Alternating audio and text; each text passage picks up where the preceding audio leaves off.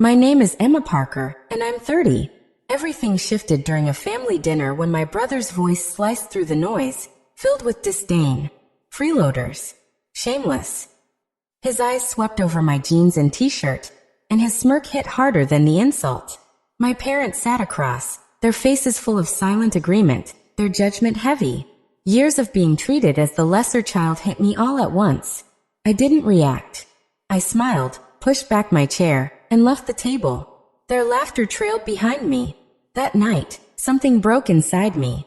I refused to be their target any longer. 6 months later, they showed up at the gates of my villa in Naples, Florida. Their voices shook as they pleaded for help. My once proud brother looked defeated, and my parents couldn't meet my eyes. I leaned against the doorframe and said, calm and steady, "Welcome to the freeloader's mansion. Sadly, no charity today." Their faces collapsed, but I felt nothing. The girl they mocked had become the woman who built what they never believed possible. My strength came from their scorn. This was never only about wealth. It was about freedom, dignity, and reclaiming my story. Tell me, if you were in my place, would you forgive them or shut the door forever? Long before that dinner, I sacrificed my dreams for Daniel. At 18, I held an acceptance letter to a top art school, a full scholarship, my chance at a creative life. But my parents decided otherwise. "We can't afford both of you in college," my mother said, staring at the table. "Your brother's business degree is the priority." My father's silence sealed it. Daniel, 3 years older, was their star. I was expected to step aside. So I did. I tore the letter, each rip breaking me further. Instead of painting, I worked long hours at a diner, serving coffee and scrubbing floors to cover Daniel's tuition. Every paycheck I sent home felt like I was erasing myself. My parents never asked how I was managing, never noticed the exhaustion in my eyes or the untouched paintbrushes in my room. "Daniel will make us proud." My mother would beam, flashing his report cards. My father bragged about his bright future. I nodded, swallowing the pain, pretending it was worth it. Daniel thrived in their praise. He'd swagger in, tossing his car keys on the counter, bragging about startups and investments. "You should find a real job, Emma," he'd mock, dismissing my diner shifts as a joke. Not once did he thank me. Not once did he care about what I gave up. My parents didn't either. To them, I was dependable, the one who held everything together while Daniel reached for glory. Family duty, my mother called it. At night, I lay awake staring at the ceiling, watching my art school. My father didn't look up. In that moment, I realized their mockery no longer crushed me. It fueled me. I saw Daniel for who he was. Entitled, ungrateful, blind to everything I had done. My parents weren't better. Their endless praise for him drowned me out. I had given everything to a brother who ridiculed me and parents who saw me only as a burden. But I wasn't done. I knew I could build something of my own. Not paintings this time, but a future where their opinions meant nothing. The years passed. I worked, I learned, I saved. Daniel graduated, started his company, and basked in their admiration. I was still invisible. But every night shift, every dollar I kept for myself, was a step closer to freedom. I wasn't just surviving anymore. I was building. Their neglect pushed me harder. I'd prove my worth not with words, but with results. I poured myself into a startup idea, an online education platform for students who couldn't afford tutors or private schools. I wanted to give them what I never had. My office was a cramped apartment with a folding table stained with coffee. Nights blurred into mornings as I sketched, coded, and built. The first version of the app barely worked. It crashed constantly, but I kept going, fixing errors one by one. I wasn't brilliant, just relentless. I learned coding, design, and business strategy from online courses. I lived on instant noodles and determination. I reached out to teachers and nonprofits. Most ignored me. A few listened. A local community center let me test my app with their kids. When the first student messaged me, "I passed my math test because of you," I cried. That was the moment I knew I was onto something real. I pitched to investors, nervous but steady. Rejections piled up. Dozens of no's from people who didn't see value in poor kids learning. But I refined my pitch, gathered results, and tried again. 6 months later, I landed a meeting with a Miami venture firm. I walked in with nothing but my laptop and determination. I walked out with $1 million in seed funding. It felt like the world had opened. With the money, I built a small team of designers, coders, and teachers who believed in my mission. We rebuilt the platform, adding videos, quizzes, and even a chatbot. I worked alongside them, checking everything. We launched in schools, first 3, then 10. Teachers praised the results. Parents thanked us. My inbox filled with stories of kids who found hope. The growth was explosive. From 50,000 users to 100,000 in a year. Districts across Florida signed contracts. I negotiated every deal, holding my own against seasoned executives. Each contract, each user, was another brick in the empire I was creating. Then Forbes called. They wanted me on the 30 under 30 list for education. I almost dropped the phone. The photo shoot was surreal. Me in a borrowed blazer under bright lights, smiling for a magazine I'd admired as a teenager. When the article came out, I read it alone in my apartment. The headline said it all. Emma Parker, transforming education for underserved youth. This time I didn't cry. I sat still, letting it sink in. I had done this. Me, not Daniel, not my parents. I never told them. Their voices, calling me a burden and worthless, still echoed. But I no longer cared. I stopped checking their messages. Stopped wishing for their approval. My worth was in the work I had built, the students I had helped, and the life I had created. I was no longer their shadow. I had become my own light. Invitations to speak at conferences kept coming, but I stayed focused on the mission. My team was planning expansion into new states to reach more students. I didn't know what the future held, but I knew one thing. I was only getting started. My platform was more than a company. It was proof that I could rise above and create something meaningful. Just as life was taking shape, a message from my mother, Margaret, appeared on my phone. Dinner this weekend. We want to reconnect. Her words felt like a branch extended in peace, but hesitation gripped me. Years of neglect replayed in my head, though a small part of me wished for change. I replied with a short okay, pulled on my usual jeans and t-shirt, and drove to my parents' house. The table was covered in my mother's favorite dishes. The atmosphere was warm on the surface, but tension sat beneath it. My father, Richard, gave me a stiff nod, his eyes scanning my clothes with disapproval. My brother, Nathan, sat at the head of the table in a tailored suit, his smirk sharp as a blade. A few cousins and an uncle filled the other seats, chatting awkwardly. I ate quietly, waiting for the reconnection my mother had promised. It didn't last long. Nathan leaned back, swirling his wine, his eyes locked on me. "Still dressing like you're broke?" he asked, his voice cutting through the room. The chatter died. My cousins stared at their plates. He continued, his grin widening. "What do you even do all day, Claire?" "Living off scraps from Mom and Dad." His laugh rang out, cruel and deliberate. Heat rushed to my face, but I kept my expression neutral. My mother pressed her lips together, but said nothing. My father's silence screamed louder than any insult. Then Nathan leaned forward, his voice sharp. "You're a freeloader, Claire. Shameless." He slammed his glass on the table, red wine spilling over the edge. The room froze. My uncle coughed, embarrassed. My cousins shifted uncomfortably, but my parents just sat still, their eyes cold, silent approval in their stares. The weight of their judgment pressed down harder than ever. This wasn't subtle dismissal. It was public humiliation. My chest burned, but I didn't give them the satisfaction of seeing me break. I pushed my chair back, the scrape loud in the silence. "Enjoy your dinner," I said evenly. I grabbed my keys and walked out. Their whispers trailed behind me. In the car, I gripped the steering wheel, my knuckles white. Nathan's words echoed in my head. Freeloader. Shameless. But what cut deepest was my parents' silence. I had given up everything for them, and this was how they repaid me. The anger I had buried for years rose like fire. I wasn't the naive girl who once destroyed her own dreams for their sake. I had built something powerful, something they couldn't take from me. Their scorn would never define me again. As I drove away, one thought sharpened in my mind. Nathan's arrogance. My parents' complicity. They believed I was nothing. But I knew the truth. I had created a platform changing lives, secured millions in funding, earned recognition they couldn't even imagine. They didn't deserve to know it yet, but their cruelty had lit the fuse. The next morning, sitting in my villa's office, my resolve hardened. I opened my laptop and froze every transfer to my parents' accounts. Then I called my accountant with strict orders to block all future payments. That afternoon, a text arrived from Margaret. "Can you help with the electric bill this month? Just a little."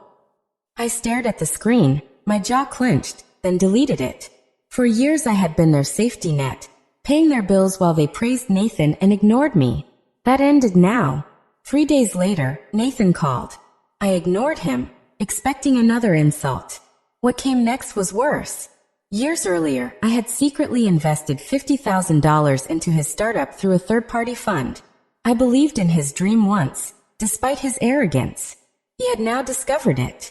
Instead of gratitude, he twisted it into a weapon. Nathan took to Twitter. His post read, "Claire Parker, my so-called sister, is a selfish parasite destroying our family. She hoards her money and abandons us." It spread fast. Retweets piled up. Comments flooded in. "Ungrateful brat. Family traitor." My phone buzzed nonstop with strangers attacking me. I scrolled through the thread. Pull steady. The sting was sharp, but not surprising. Nathan had always been this way. Now the world could see it. He had taken my sacrifice and painted me as the villain. His betrayal didn't shock me. It fueled me. I picked up my phone and dialed Ethan Grant, my closest friend and a sharp lawyer. "Ethan," I said, my voice calm but burning with resolve. "I need your help to bury this. I'm done playing nice." His response was immediate. "Send me everything. Every receipt. Every bank record. Every loan agreement. We'll build a case they can't escape." I spent 2 full days digging through my files. There were emails from Richard promising to repay a $7,000 loan for their kitchen remodel, never returned. Messages from Margaret asking for $2,000 for sudden expenses sat unanswered in my inbox. The investment in Nathan's startup was there too, documented in the fund's transaction logs. The total was staggering. Over $150,000 poured into their lives, money I had earned through sleepless nights and endless work. Ethan reviewed the files during a video call, his expression tightening as he read each page. "This is airtight, Claire. They don't have a leg to stand on." I asked him to compile everything into a dossier, every dollar accounted for, every broken promise exposed. I wasn't sure when I'd confront them, but I wanted the truth prepared, undeniable. Nathan's Twitter rant was still spreading, his followers pushing his lies further. Some even tagged my company's account, trying to drag my reputation down. I didn't respond online. That wasn't my way. My strength was in facts, not hashtags. I spent hours with Ethan, strategizing over coffee, planning how to drop the evidence when the time came. "We don't just want them to back off," Ethan said firmly. "We want them to choke on their own words." As I finished organizing the last of the documents, a quiet sense of certainty settled in. Nathan thought he could stir a mob against me, but he had miscalculated. His startup, partly funded by my investment, was collapsing. I had already seen the reports of his reckless spending and poor decisions. Richard and Margaret, dependent on my financial support for years, had no idea what was waiting for them. I had carried them while they belittled me. Now the story was mine to tell. The dossier wasn't just proof. It was a mirror, forcing them to see what they had done. 6 months later, the gate buzzer rang at my villa. On the screen, I saw my parents and Nathan standing outside, their faces tense under the morning sun. My stomach tightened, but I wasn't surprised. Word had already reached me through contacts that Nathan's education startup had collapsed, drained by his arrogance and bad choices. They weren't here to make amends. They were here for something else. I pressed the intercom and let them in, my face calm, unreadable. They stepped into the living room, their eyes darting around the sleek furniture and wide windows. Margaret clutched her purse, her knuckles white. Richard kept his gaze low, shoulders heavy. Nathan stood stiff, jaw tight, as if still trying to hold on to pride. I gestured to the couch, but they stayed on their feet. The silence weighed heavy. "We need to talk, Claire," Margaret said softly, her voice unsteady. Nathan's in trouble. His company is gone. We need your help.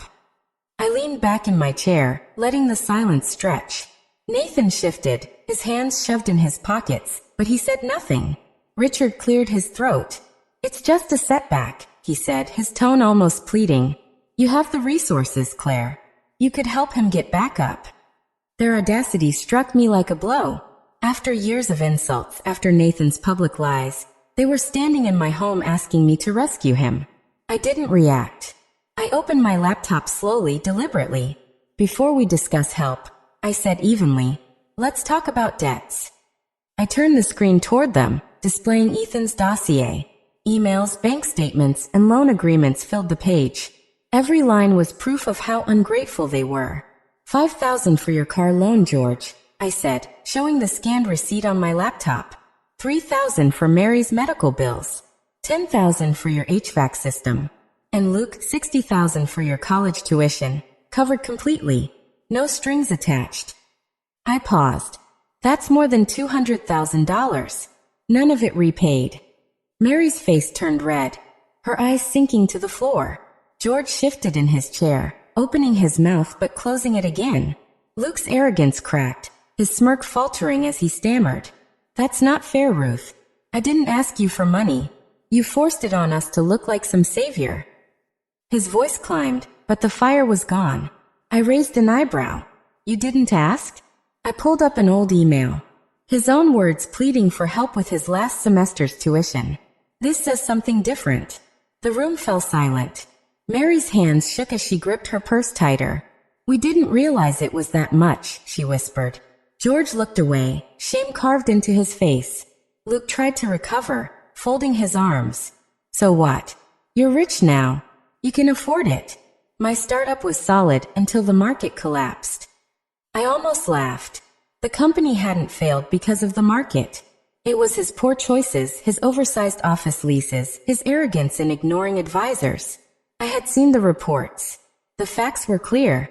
I closed the laptop with a soft click. You called me a freeloader, Luke, I said, locking eyes with him. You shouted it in front of everyone, and the rest of you agreed. So let me show you something. I motioned to the house, the marble floors, the art, the life I'd built alone. Welcome to the freeloader's mansion. Too bad there's no charity today. The words cut deep. Luke's mouth fell open, his pride gone. Mary gasped, covering her lips with her hand. George just stared, silent and heavy. I walked to the door and pulled it open. You've taken enough. Pay back what you owe, then we'll talk. Until then, don't come back. Luke started to argue, but George rested a hand on his shoulder and shook his head. Mary's eyes filled with tears, but she stayed quiet. They shuffled out, the gate slamming shut behind them. I stood there, calm. The weight they'd held over me was gone. They had seen the truth, and I had seen their shame. For the first time, I felt free. A week later, I stood on a stage facing young students. The Naples Community Center buzzed with energy. Teenagers from underserved schools filled the seats, their eyes bright with curiosity. I had organized a free tech workshop to introduce my online learning platform, a tool I had built to give kids like them the chance to chase their goals. The projector glowed with interactive lessons, coding modules, math exercises, tools to spark possibility. But this wasn't just software. I wanted them to hear my story. I adjusted the microphone. My name is Ruth, I said, and I built this platform because I believe in you. The room hushed. My own family told me I was worthless, that I'd never succeed. They mocked my dreams, treated me like a burden. I didn't name George, Mary, or Luke. I didn't need to. The pain was enough for them to understand. I could have let their words define me.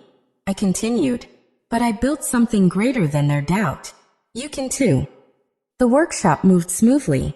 I guided them through the platform, showed them how to take free courses, track progress, and turn ideas into action.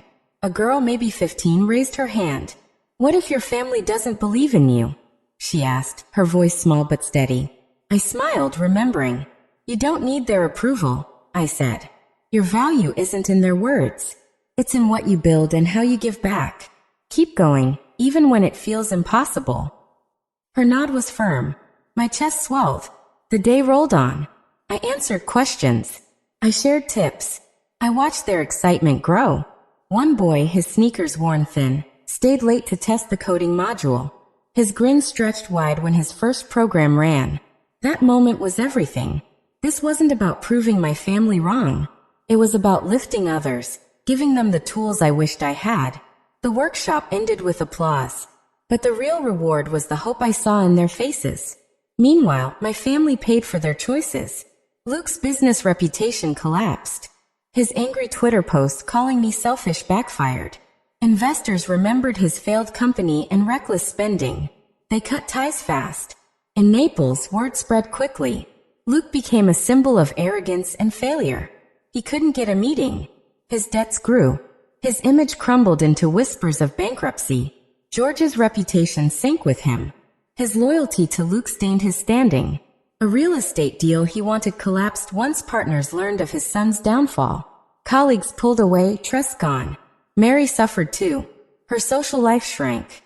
Friends who once invited her to book clubs and charity lunches avoided her. They'd heard about her silence, her willingness to let Luke humiliate me. Now her shame was her prison. I heard about all of it through acquaintances, brief mentions in passing. I didn't feel joy. I felt steady. I had given them years of money, years of chances. They answered with scorn. Now they lived with the wreckage of their own choices. I had no calls, no texts, no lingering ties. My focus was my work, my community. Naples became my canvas, not just for survival, but to inspire. As the workshop closed, I looked at the students. Your worth isn't defined by anyone else's words, I said. It's defined by what you create and what you give. The applause filled the hall. Their energy was a spark for the future. I stepped down from the podium, my heart full. I had turned rejection into strength. This was my legacy. Not their doubts, but the lives I had helped shape.